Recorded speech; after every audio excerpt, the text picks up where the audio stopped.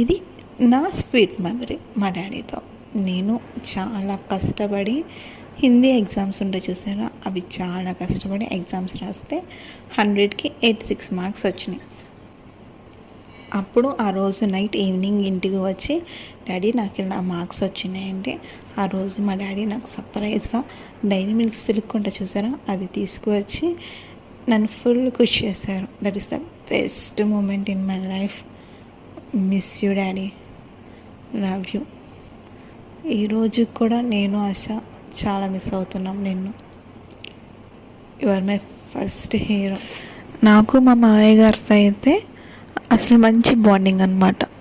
ఎంతో చక్కగా తిన్నావా అమ్మ అని చాలా మంచిగా అడుగుతారు నన్నైతే. ఆయన నాకు తండ్రి లేని లోటు చాలా బాగా తీరుస్తారు. ఎప్పుడు కూడా తండ్రి లేనని ఫీలింగ్ నాకైతే రాలా. By guy.